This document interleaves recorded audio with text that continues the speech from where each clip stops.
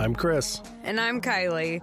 And this is Redefining Resilience, where we explore what it means to build a resilient lifestyle so you can thrive in any and every situation.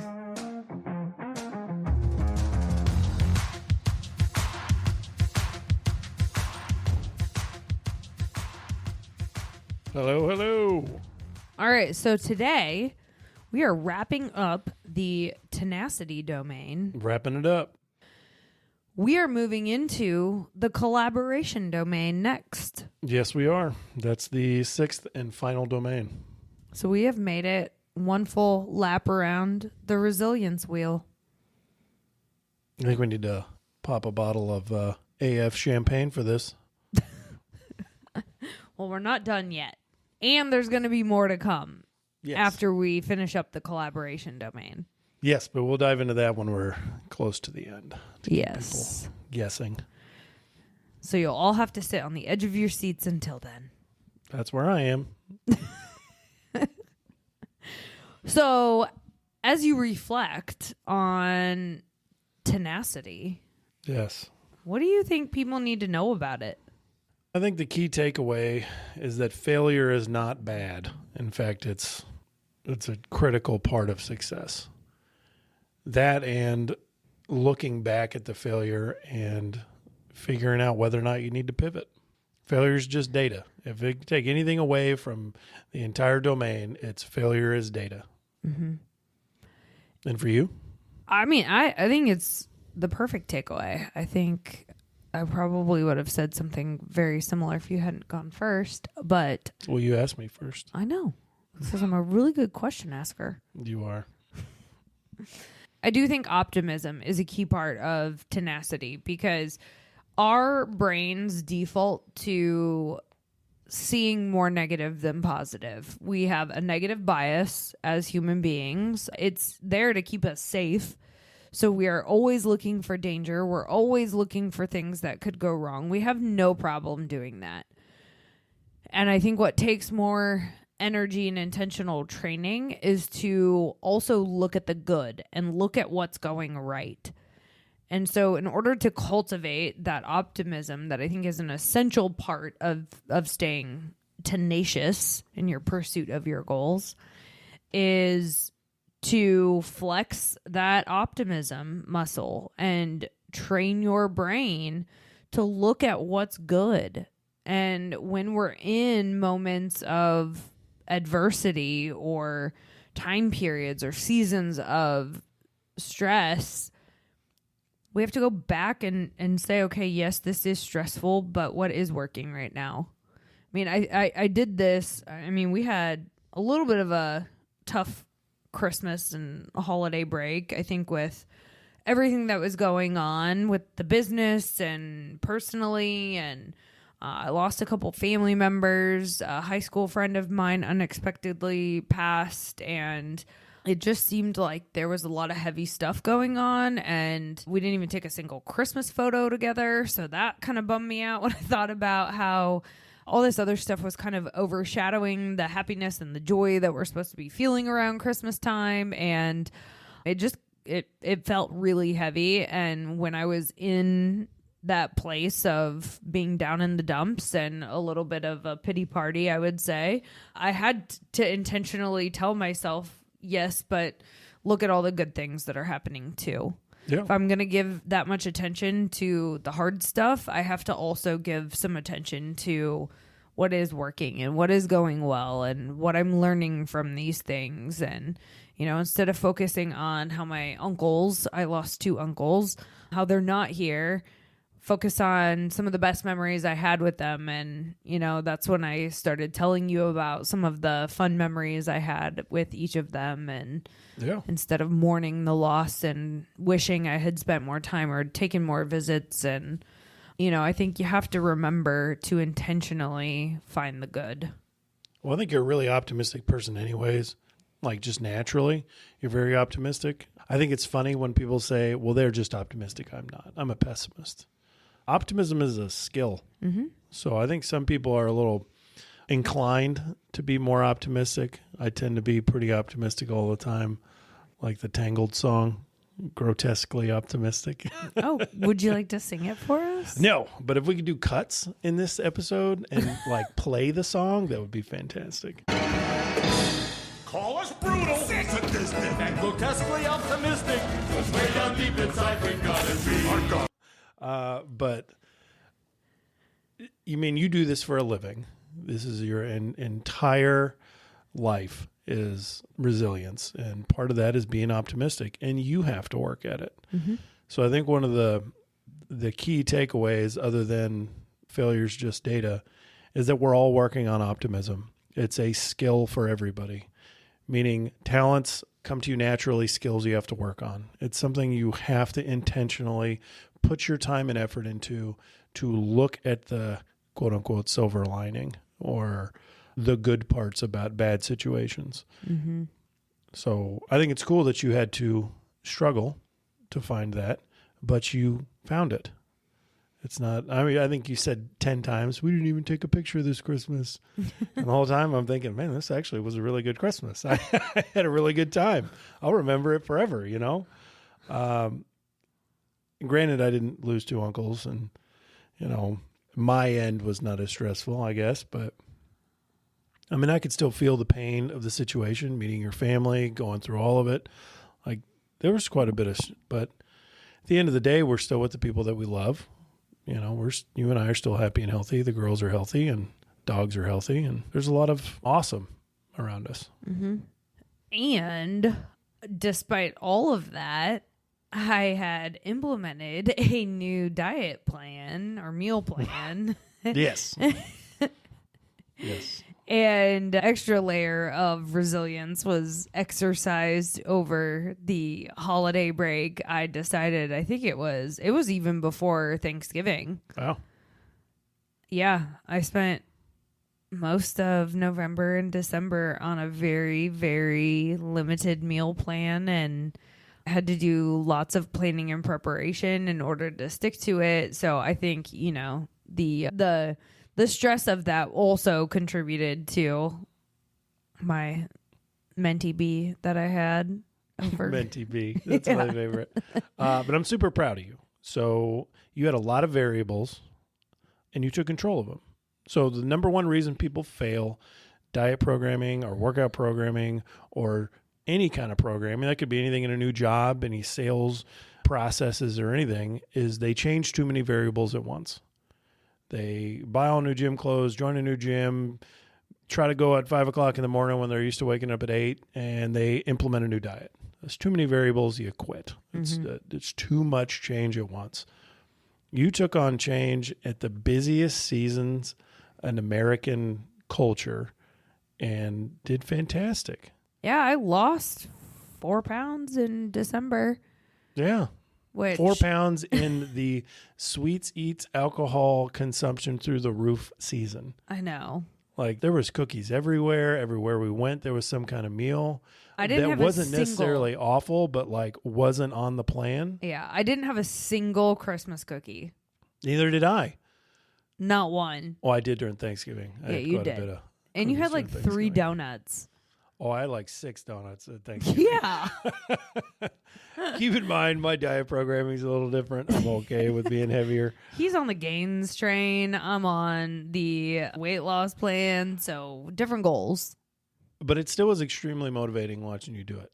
It's actually really rewarding to set an intention, create a plan, and then execute it at a high level that I can be really proud of. So I'm pretty proud of myself for sticking with it and doing that through one of the busiest, if not the busiest time of our life. And I do attribute the success of it to the fact that I have this resilience training. Yeah. I mean, I know what tools to exercise at what point because we've studied this stuff. We've applied this stuff. We've been teaching others how to do this.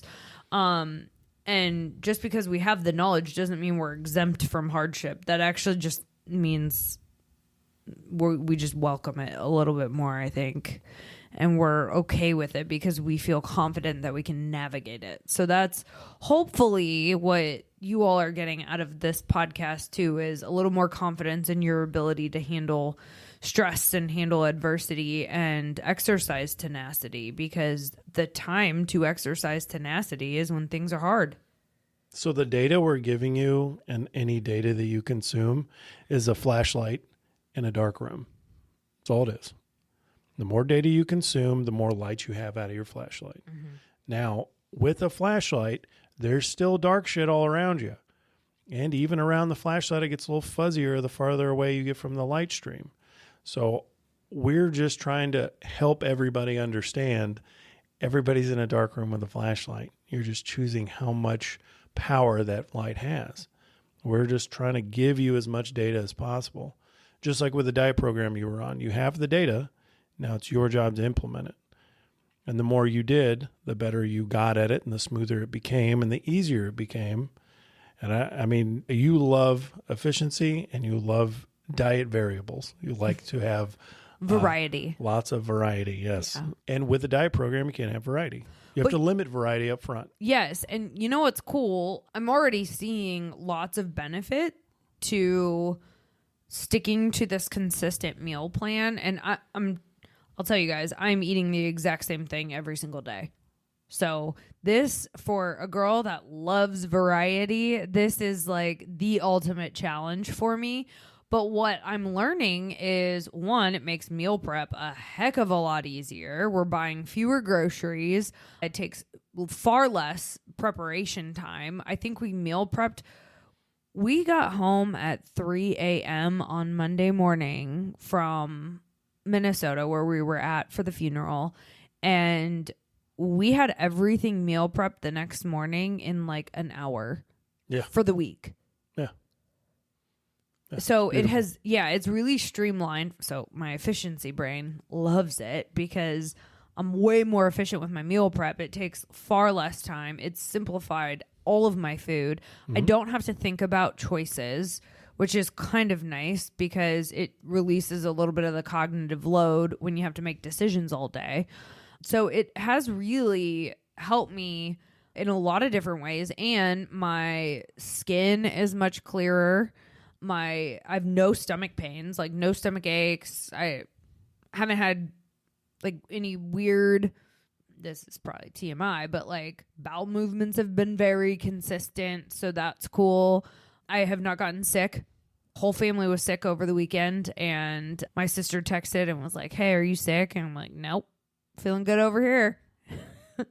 So my immune system is really strong, and I was around people who were sick and stayed healthy, knock on wood. But it makes sense, though. Yeah. You didn't feed your body the pizza and the breadsticks and the cookies and the ice cream and the alcohol and just the nonsense, so your body can fight that disease because it's filled with good fuel and it has the power to do it. You fill it with a bunch of garbage and introduce the rhinovirus or whatever cold or respiratory issue they had, there's no way. Good luck, man. Mm-hmm. You have no ability to fight that. Yeah. You are fueled with nothing but garbage, which turns your body into a giant furnace to get rid of that. Mm-hmm. And it freaks out. It's trying to process fake food and high sugar, crazy, awkward fat and plastic, and the disease at the same time. There's no way. Mm-hmm.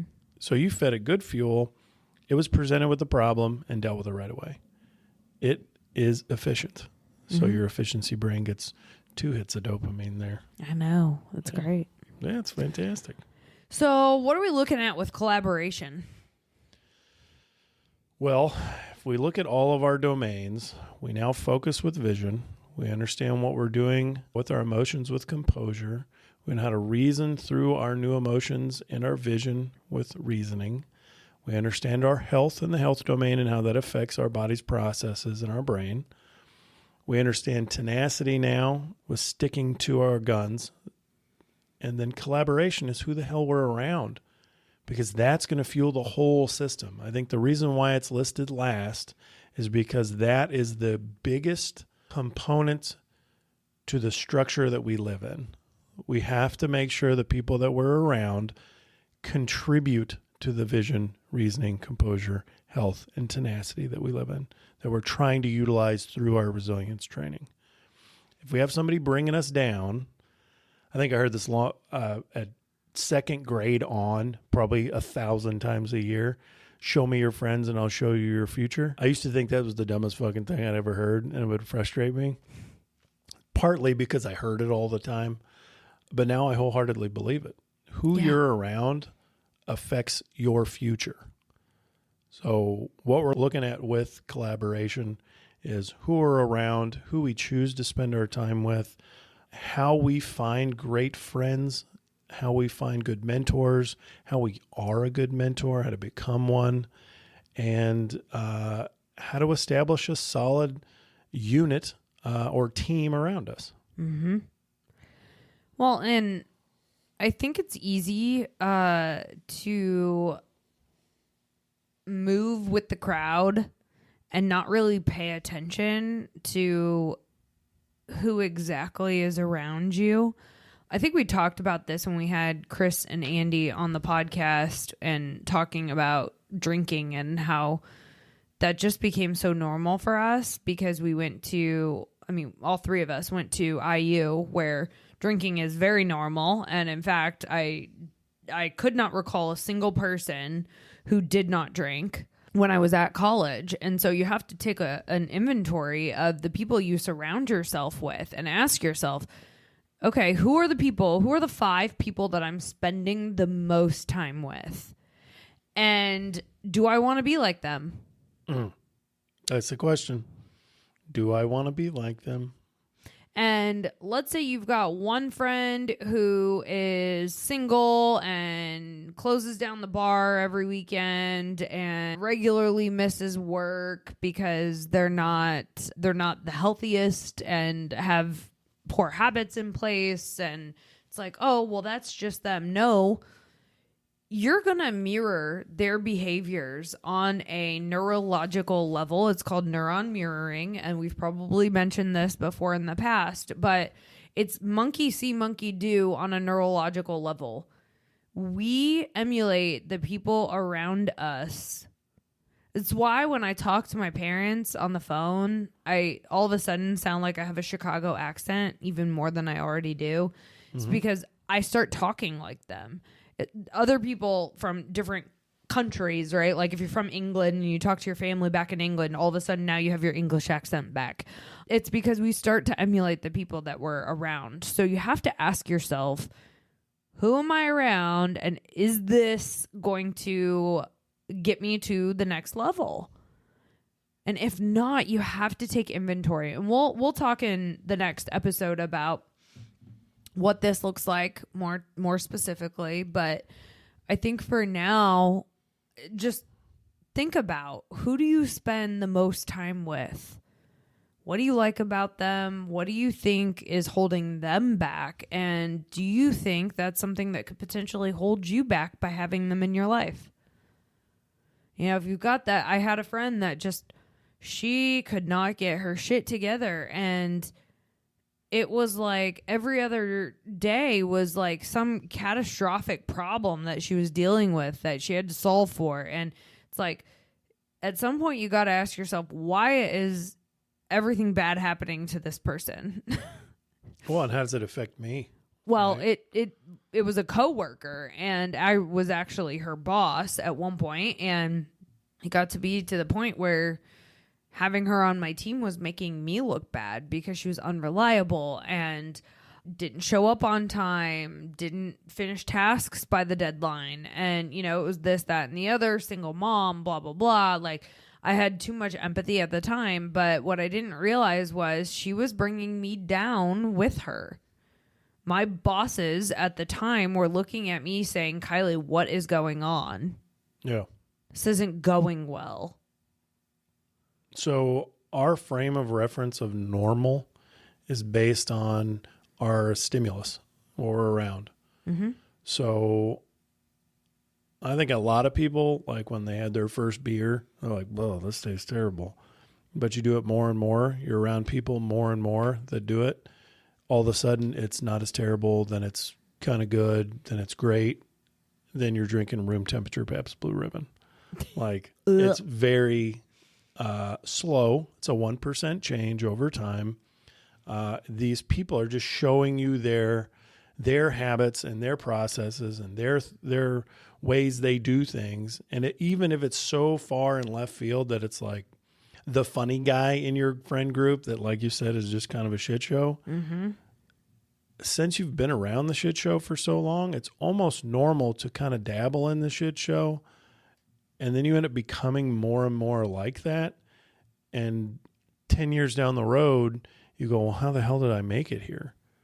I know I had a come to Jesus meeting with myself several times. And it's like, Jesus, man, figure this out. Like, fix who you're around, because that's who you're becoming. And do you even want to be that? Yep. I'm excited about this next domain. I think it'll be fun. Me too. And, when people say that they're self-made millionaires or whatever, nobody has been self-made ever. Every successful person has done it because they have found other people that have helped them along the way. No one is self-made and does things solo. That's just not true. Arnold Schwarzenegger said, I am not a self-made man. Yeah. I'm propped up by the hundreds and thousands of people that helped me get to where I am. Yeah, his book is really good. Yeah, I was pretty impressed. It was pretty awesome. Yeah. It was like 7 Rules for Life or something like that. I think that's what it was. That's a great one. And large font. Large font makes me happy. I feel like I can just buzz right through. Yeah. There's several pictures. There's a coloring portion at the end of it. No, there's not. Don't lie to them. I lied. You're right.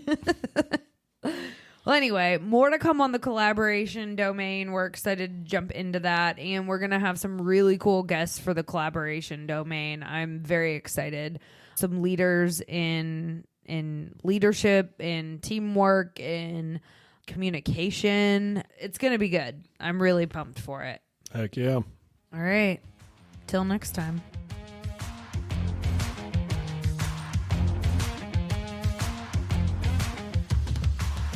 Thanks for listening to Redefining Resilience. To learn more about building your mental and physical readiness, check out odysseyresilience.org.